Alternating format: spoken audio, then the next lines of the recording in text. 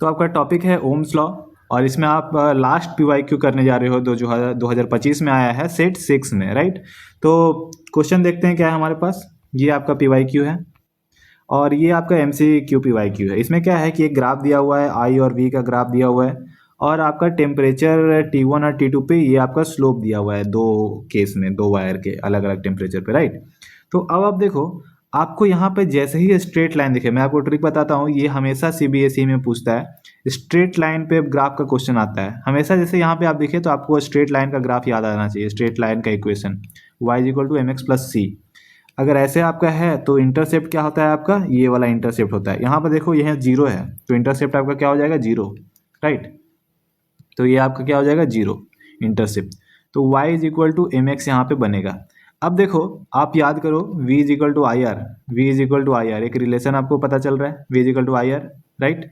इसको मैं ऐसे लिख सकता हूँ v/r = I और I = v/r, राइट।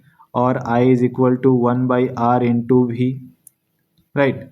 तो अब मैं यहाँ पे क्या करूँगा कि इसको y बोल दूंगा, इसको m बोल दूंगा और इसको x बोल दूंगा, क्योंकि देखो x पे आपका v है, x पे v है और y पे आपका I है, राइट, y पे I है। तो ये आपका 1/r आपका स्लोप हो गया। अब मुझे बताओ कि अगर स्लोप में बढ़ाऊँ तो 1/r का वैल्यू क्या होगा, बढ़ेगा क्योंकि वही स्लोप है।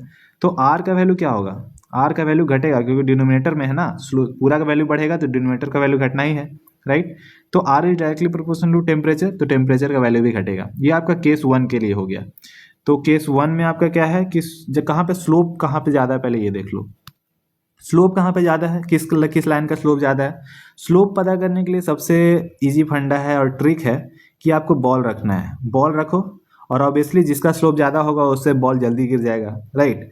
तो कहाँ पे बॉल जल्दी गिरेगा, ये देखो ये ज़्यादा स्लोप है तो बॉल जल्दी यहाँ पे गिर जाएगा, है ना।